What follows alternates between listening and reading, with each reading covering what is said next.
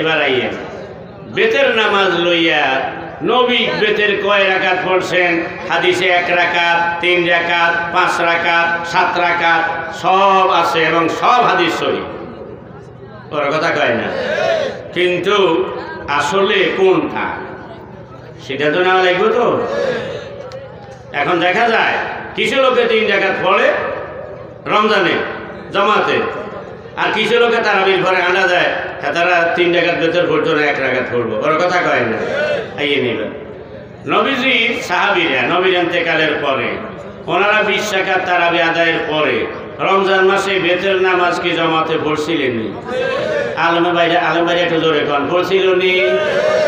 তাইলে তা বেতের নামাজে জামাতে পড়লেন ওনারা বেতের কয় রাকাত পড়ছেন এটার খবর লওয়া দরকার আসেননি।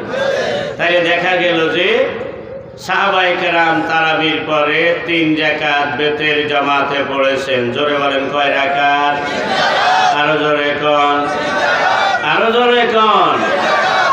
কোন সাহাবী কোন এলাকায় রমজানে তারাবির পরে 1 রাকাত বেতের জামাতে পড়েছেন, অথবা 5 রাকাত পড়েছেন জামাতে, অথবা 7 রাকাত পড়েছেন জামাতে, এমন কোন বর্ণনা হাদিসের কিতাবে যদি আপনারা পান দয়া করে আমি ইসমাইলের একটু জানাইয়েন। যেহেতু নবীজির ইন্তেকালের পরে সাহাবায়ে কেরাম যখন রমজান মাসে তারাবির পরে বেতের পড়লেন, তখন জামাতে কয় রাকাত পড়লেন? আরো জোরে। রমজানে আপনারা মাগরিবের নামাজ 3 রাকাত পড়েন, পড়েননি? অন্য সময় 4 রাকাত পড়েন, 2 রাকাত পড়েন। কয় রাকাত? কয় রাকাত? তাই নামাজের রাকাত তো রমজানে একরকম, আরেক সময় আরেক রকম হতে পারে না।